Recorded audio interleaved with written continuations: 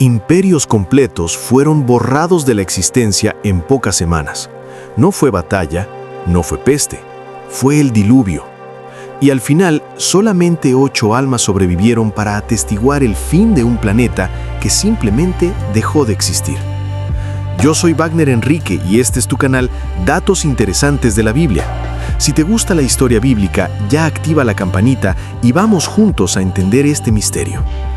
En los días de Noé, despertar por la mañana era radicalmente diferente de lo que imaginas. Las avenidas de las metrópolis estaban repletas con el sonido de martillos golpeando metal incandescente.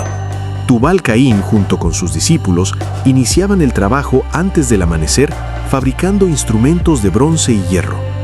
El aroma de carbón en llamas y metal fundido dominaba los distritos de los herreros. En el otro extremo de la ciudad, Jubal preparaba sus arpas y flautas para espectáculos nocturnos. El arte musical ya era una carrera consolidada y valorada. Existían teatros erigidos, celebraciones culturales planificadas y una dinámica artística vibrante que competía con metrópolis modernas. Caín había erigido el primer centro urbano documentado y bautizado como Enoc para honrar a su hijo. Pero esto fue apenas el inicio de ese viaje. Décadas adelante, esos centros urbanos se expandieron drásticamente y se multiplicaron por toda la tierra.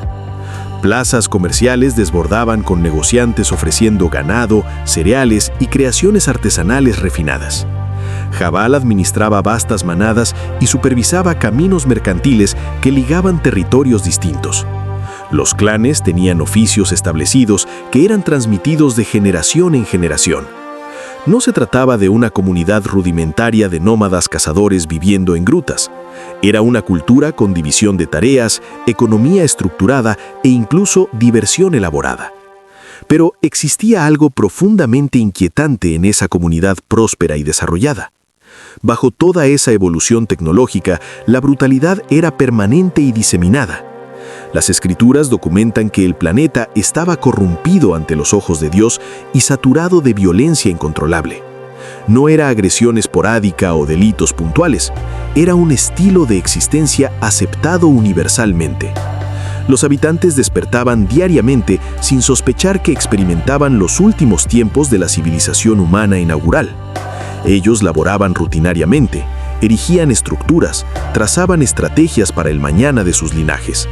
Mientras la degradación ética aumentaba discretamente como una enfermedad que contaminaba toda la estructura social gradualmente, y en medio de esa realidad, un individuo llamado Noé obtenía orientaciones extremadamente detalladas de Dios acerca de cómo edificar algo jamás visto anteriormente en la historia humana, una embarcación colosal para resistir una tempestad que persistiría por 40 días sin cesar. Pero, ¿quiénes eran precisamente esas criaturas que dominaban esa civilización prediluviana próspera? ¿Ya reflexionaste sobre el motivo de la Biblia a emplear el término gigantes para caracterizar a ciertas personas? No es un vocablo que surge accidentalmente en la narrativa sagrada, y el destino de esas entidades puede esclarecer bastante sobre el motivo de Dios optar por reiniciar todo desde el principio. Génesis 6, versículo 4, es bastante preciso en cuanto a esto de manera clara. Existían en aquellos tiempos gigantes sobre la tierra, e igualmente después cuando los hijos de Dios se unieron a las hijas de los hombres, y de ellas concibieron descendientes. Esos eran los poderosos que existieron en los tiempos antiguos, los hombres de renombre. Vamos a analizar esto cuidadosamente para comprender enteramente el significado profundo. Inicialmente, el vocablo gigantes en la lengua hebrea original es nefilim, que traduce literalmente los que cayeron, o aquellos que provocan la caída de otros. Ya ofrece una percepción nítida del tipo de impacto destructivo que ejercían sobre los demás individuos. En segundo lugar, son designados como poderosos y hombres de renombre en aquella sociedad específica. Esto no describe ciudadanos ordinarios o habitantes regulares. Está caracterizando comandantes influyentes, combatientes temibles, personalidades públicas reconocidas en todo territorio habitado. Individuos que detentaban autoridad completa y dominio sobre otros moradores. Ahora surge el aspecto que la mayoría no relaciona sobre esa narrativa completa. Esos gigantes no eran simplemente sujetos solitarios existiendo apartados, eran la clase dominante de la sociedad antidiluviana, gobernando ciudades y provincias. Cuando posees hombres de renombre, posees una jerarquía social estructurada y estratificada, donde algunos sobresalen y lideran a los restantes a través de fuerza bélica y control político. El relato bíblico evidencia que esa circunstancia perduró un tiempo expresivo antes del concluso. Génesis 6, versículo 3, afirma que Dios determinó un límite extremadamente particular. Mi espíritu no permanecerá eternamente con el hombre, sin embargo, sus días serán de 120 años. Esto demuestra que esa comunidad de los gigantes operó por más de 100 años completos antes del diluvio.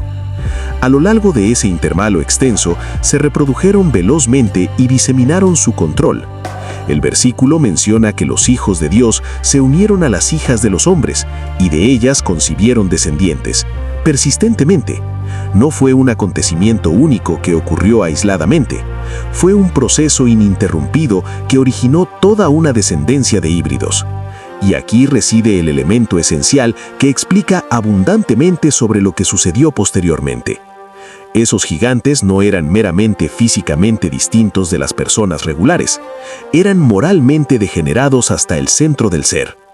Génesis 6, versículo 5, liga directamente la existencia de ellos con la condición de la humanidad.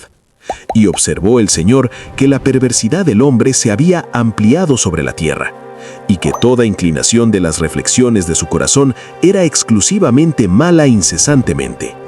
El término ampliado es idéntico al empleado para describir expansión demográfica acelerada.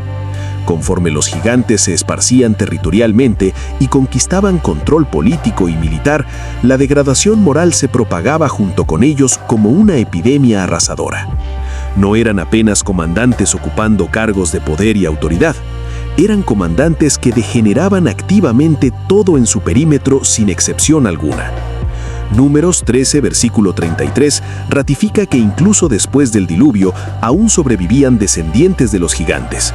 También observamos allá gigantes, hijos de Enac, descendientes de los gigantes que existieron anteriormente. Esto evidencia que de algún modo, a través del linaje de Noé o por métodos alternativos, esa particularidad genética singular resistió al diluvio de alguna manera.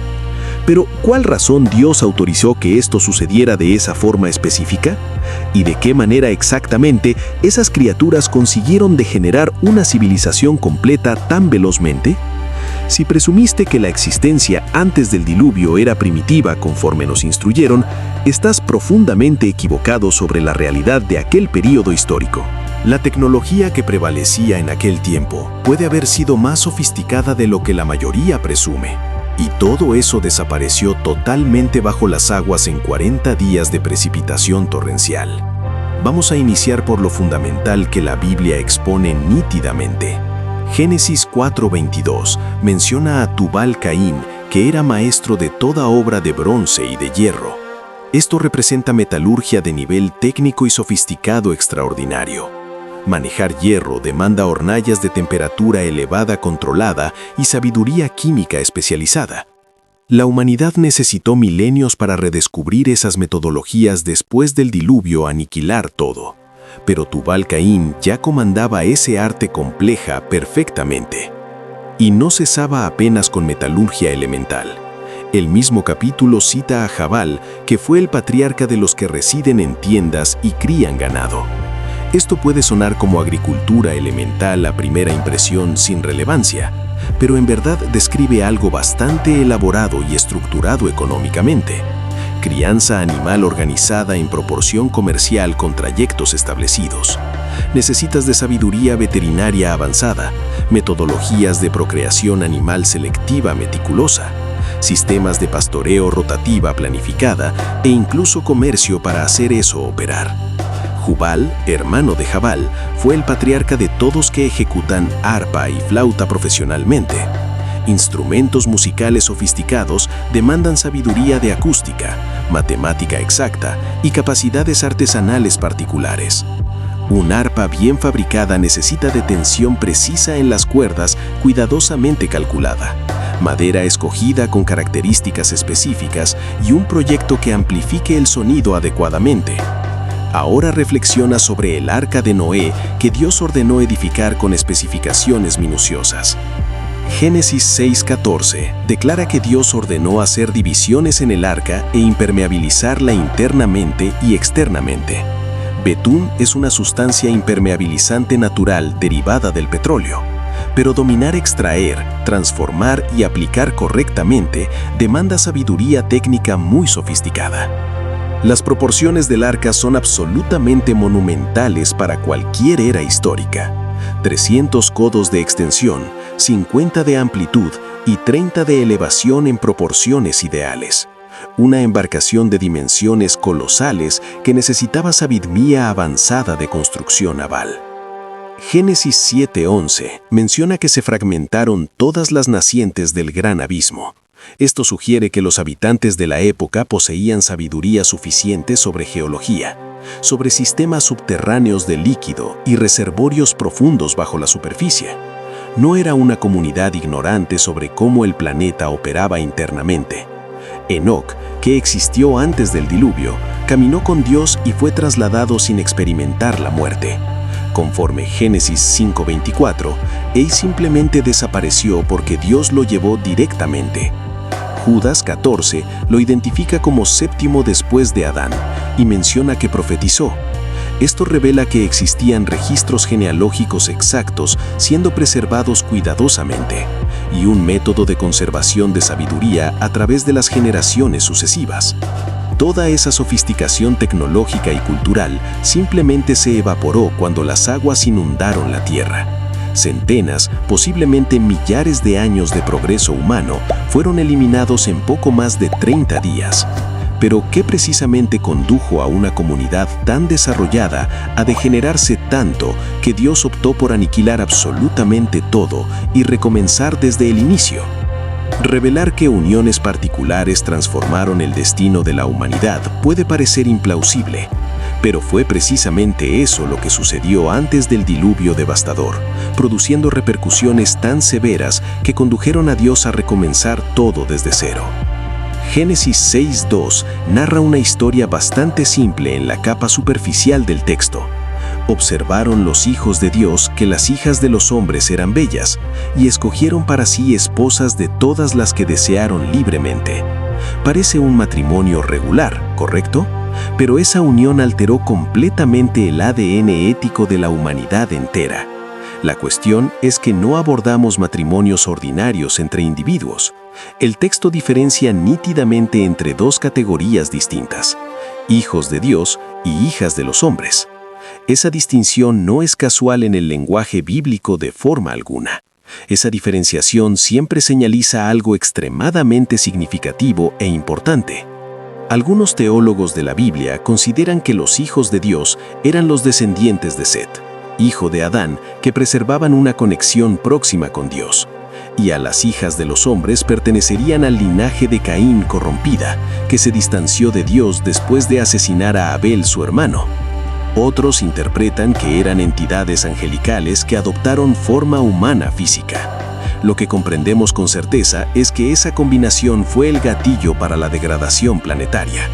Génesis 6:3 demuestra que Dios quedó profundamente insatisfecho con la circunstancia. Entonces declaró el Señor: «Mi espíritu no luchará eternamente con el hombre, pues él también es carne. Sin embargo, sus días serán de 120 años precisos».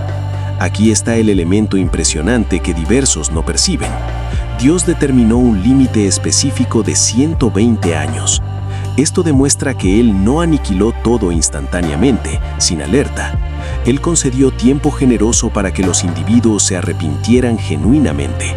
Más de 100 años de chance para transformación. A lo largo de ese intervalo extenso ocurrió algo que transformó completamente la comunidad. Génesis 6:4 esclarece con elementos importantes.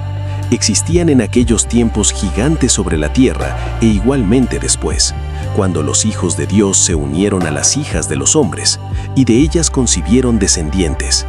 Esos eran los poderosos que existieron en los tiempos remotos, los hombres de fama reconocidos. Los descendientes de esas uniones prohibidas no eran individuos ordinarios de forma alguna, se tornaron la élite gobernante de la época. Si crees que Dios aún monitorea las relaciones humanas actualmente y se preocupa con las decisiones que realizamos sobre matrimonio y familia, comenta en este momento: Dios observa cada detalle. Pero ¿de qué manera precisamente esa degradación se propagó tan velozmente que contaminó una civilización completa en pocas generaciones sucesivas? ¿Ya ponderaste cómo sería existir en una era en que Dios está a punto de aniquilar el planeta y solamente una persona obtiene la alerta directa? Las últimas décadas antes del diluvio deben haber sido bastante peculiares para quien prestaba atención en los indicios alrededor. Noé no despertó un día y simplemente optó por edificar una arca colosal. Génesis 6:9 nos informa que Noé era hombre justo e íntegro en sus generaciones. Noé caminaba con Dios en comunión permanente. Esto demuestra que mantenía una conexión próxima con Dios, en una era en que eso era extremadamente incomún entre los individuos.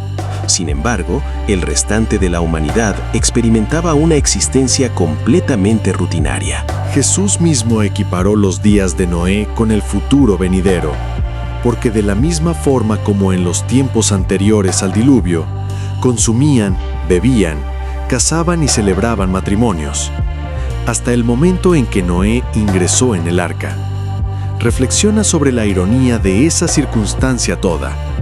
Millones de individuos despertando diariamente, laborando, realizando transacciones, trazando el mañana, mientras un hombre entre ellos construía una embarcación gigantesca, pues Dios había declarado que precipitaría por 40 días ininterrumpidos.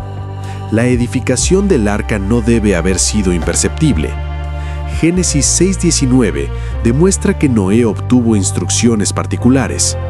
Y de todo lo que respira, de toda carne, 2 de cada especie, macho y hembra, introducirás en el arca para preservarlos vivos contigo. Visualiza el movimiento que eso debe haber provocado en la provincia. Según Pedro 2:5, Noé era anunciador de la justicia. Esto demuestra que no construía el arca silenciosamente. Él comunicaba a los individuos sobre lo que estaba por ocurrir. Por décadas, debe haber alertado sobre el juicio que se aproximaba. Pero aquí está lo que más sorprende. Nadie consideró seriamente las alertas persistentes. Jesús afirmó que los individuos prosiguieron con sus existencias rutinarias, hasta el momento en que Noé ingresó en el arca, y no percibieron hasta que surgió el diluvio y los arrebató completamente. Génesis 7:4 expone que Dios concedió una alerta final bastante particular, pues transcurridos aún 7 días, provocaré lluvia sobre la tierra 40 días y 40 noches.